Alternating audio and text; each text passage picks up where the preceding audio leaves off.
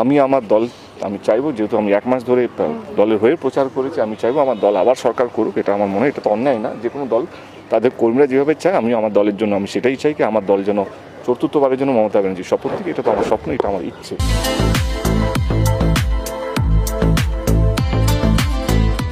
গত এক মাস ধরে টানা নির্বাচনী প্রচার, অবশেষে আজ ভোটের ময়দানে অভিনেতা সাংসদ দেব।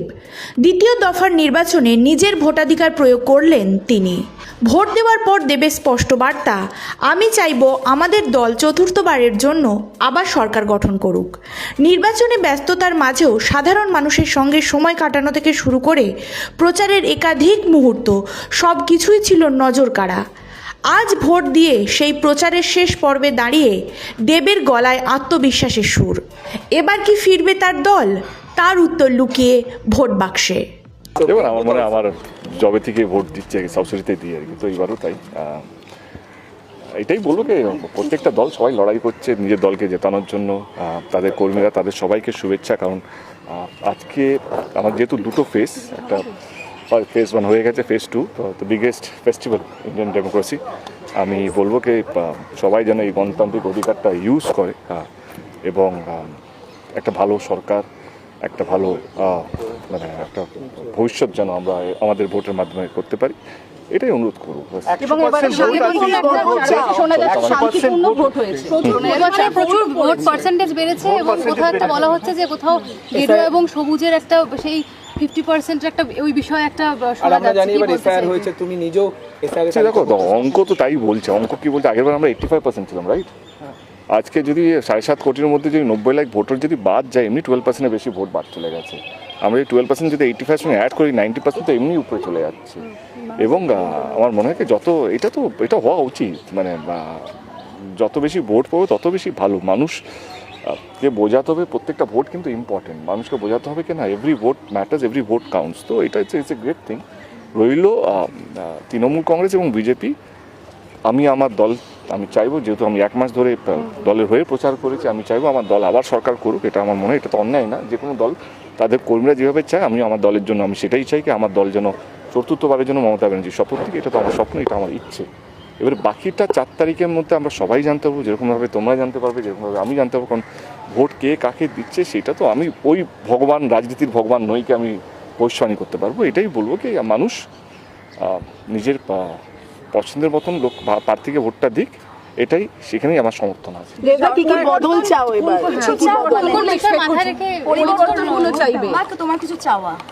অনেস্টলি বলি, মানে এটা জানি না কতটা ঠিক হবে বলাটা। আমার মনে হয় কি যেইভাবে পপুলেশন বাড়ছে, মানে আমার মনে হয় কি যে কোনো সরকার, সে রাজ্য সরকারে হোক বা কেন্দ্র সরকারই হোক, কারণ চাকরির অবস্থা দেখতেই পাচ্ছেন, শুধু বাংলা বলে না, ভারতবর্ষে চাকরি নেই। যারা বলছে 2 কোটি চাকরি দেবে তারাও আজকে বলছে। আমি একটা পলিটিক্যাল স্টেটমেন্ট দিচ্ছি না। আমার মনে হয় পপুলেশন কন্ট্রোলটা আমাদের মূল হওয়া উচিত। কারণ সেটা উইল টেক 20-25 ইয়ার্স। চায়না একটা সময় আমাদের থেকে অনেকটা এগিয়ে ছিল পপুলেশনে, আজকে চায়নাকে আমরা বিট করি। চায়নার জায়গাটা আমাদের 3-4 গুণ বেশি, মানে ওদের কান্ট্রিটা আমাদের থেকে লাইক এরিয়া ওয়াইজ আমাদের থেকে অনেক বড়। আমাদের সেই কান্ট্রিটা অত বড় না।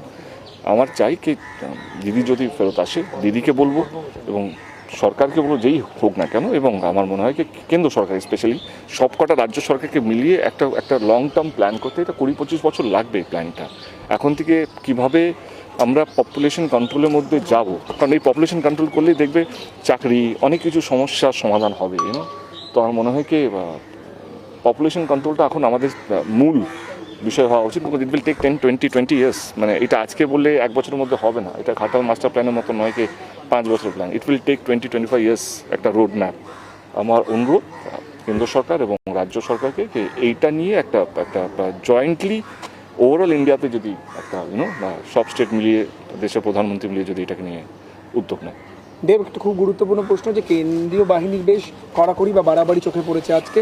উত্তর 24 পরগনা গোবরডাঙ্গায় লুঙ্গি পরে গিয়েছে বলে তাদেরকে ভোট দিতে দেওয়া হয়নি, নাতির প্যান্ট পরে গিয়ে ভোট দিতে হয়েছে। তো এই ধরনের ডিসক্রিমিনেশন কি বলবে? ভোট তো গণতান্ত্রিক অধিকার। কারেক্ট।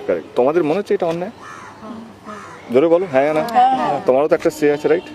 শুধু আমি এমপি বা আমি একটা বলে তো আমার সেই ম্যাটার করে, তোমাদের সেও ম্যাটার করে। তোমাদের কি মনে হয় এটা অন্যায় কি অন্যায় না? অবশ্যই অন্যায়।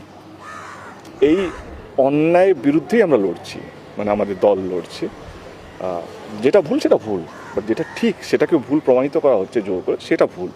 এবং আমি এটাকে প্রতিবাদ করছি। মানে এই যে ধর্ম, যেটা আমি সবসময় বলি, মানে আমার মঞ্চ থেকে আমি বলি যে ধর্মকে মাথায় রেখে যদি আমরা সব কিছু, মানে নির্বাচন কমিশন যদি ধর্মটাকে মাথায় রাখে, সিআরপিএফের মতন মানে এমন একটা প্রতিষ্ঠান, মানে এমন একটা এজেন্সি, তারাও যদি কে কোনটা পড়ছে কাপড় দেখে তাকে ভোট দিতে দেবে না, এটা তো অন্যায়। আর এবং আমাদের দেশের ভাবমূর্তি নষ্ট হচ্ছে আস্তে। আমাদের দেশ একটা সেকুলার দেশ, আমাদের দেশের সমস্ত রকমের ধর্মকে আমরা সম্মান করি, বেশভূষা, আমাদের ধুতিকে সম্মান করি, আমরা সবাইকে লুঙ্গিকে সম্মান করি, আমরা মাথায় তিলককে সম্মান করি, যেরকম মাথায় টুপি পরাটাও আমরা সম্মান করি। এটা তো আমাদের দেশের কালচার, এটাই তো আমাদের অহংকার।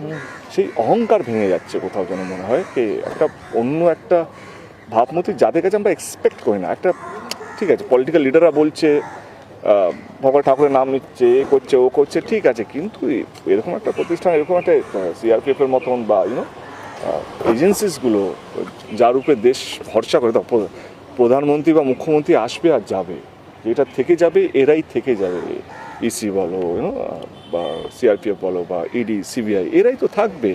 নেতারা আসবে যাবে, মুখ্যমন্ত্রী আসবে যাবে, প্রধানমন্ত্রী আসবে যাবে, কিন্তু দেশ তো চালায় এরাই, ডেমোক্রেটরাই তো দেশ চালায়। তারা যদি এটাকে অ্যাকসেপ্ট করে নেয়, ডিসক্রিমিনেশন করে নেয়, অ্যাকসেপ্ট করে নেয়, তাহলে আমাদের দেশটা সার্ভাইভ করতে পারবে না। খুব বেশি আমরা খুব তাড়াতাড়ি আমরা সাপোর্ট হয়ে যাবো। মানে এটা এইবারে ইলেকশন 2026 ইলেকশনে বাংলায় বিশেষ করে দেখা যাচ্ছে। আমার জানি না এটা তোমরা কীভাবে নেবে, আমার অনুরোধ, দেশ কিন্তু নেতারা চালায় না, শুধু দেশ চালায় কিন্তু ব্যুরোক্রেটসরা, ডেমোক্রেটসরা। তারা যদি দেশটাকে এইভাবে ধর্মকে নিয়ে ভাগ করে না, তাহলে দেশের যেই নেতা আসুক না কেন, সে দিদি থেকে আসুক বা দাদা থেকে আসুক, বিজেপি থেকে আসুক বা টিএমসি, দেশটা কিন্তু খুব একটা খারাপ দিকে যাচ্ছে। দেশকে এখন কিন্তু বাঁচিয়ে রেখেছে ডেমোক্রেটস অ্যান্ড এই এজেন্সিসগুলো, মানে ব্যুরোক্রেটসগুলো। তো ফোর্থ পিলার অফ স্ট্রেংথ, মানে পিলার অফ ডেমোক্রেসি যেটা আছে, সেটা কিন্তু মেইন পিলার।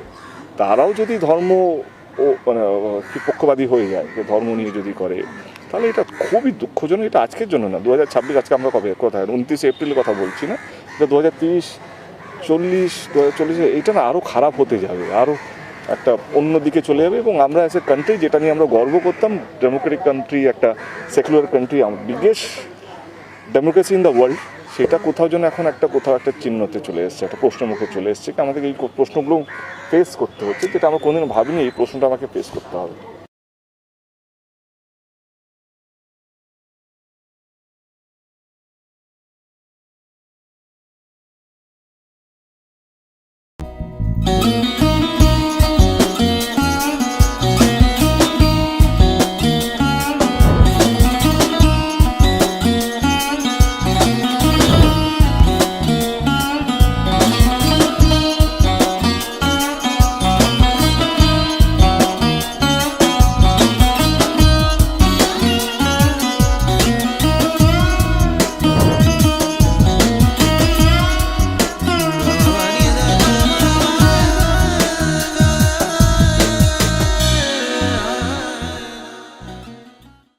শুনছেন তো মা বাবারা, আপনি কি এখনো ভাবছেন আপনার সন্তানের ভবিষ্যৎটা সত্যি সঠিক হাতে তুলে দিচ্ছেন তো?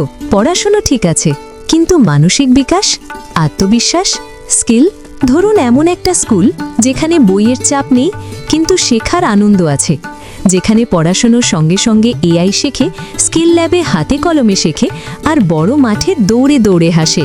হ্যাঁ, একদম আপনার বাড়ির পাশেই কল্যাণী হাই রোডে খড়দহে গড়ে উঠেছে 5 স্টার রেটিংপ্রাপ্ত সিবিএসই বোর্ড পরিচালিত Trinity public school. Lower nursery থেকে উচ্চ মাধ্যমিক পর্যন্ত সম্পূর্ণ শিক্ষা, পিক অ্যান্ড ড্রপ ফেসিলিটি, মানে মা বাবারও টেনশন ফ্রি লাইফ। আর জানেন, টাইমস গ্রুপ স্বীকৃত সেরা সিবিএসই স্কুলের তকমাও আছে। তাহলে আর দেরি কেন? আজই ভর্তি করুন, কারণ সঠিক স্কুল মানেই সন্তানের সঠিক ভবিষ্যৎ। এখনই কল করুন 3366326259 অথবা 6289679457। ট্রিনিটি পাবলিক স্কুল, যেখানে ভবিষ্যৎ গড়ে ওঠে হাসি মুখে।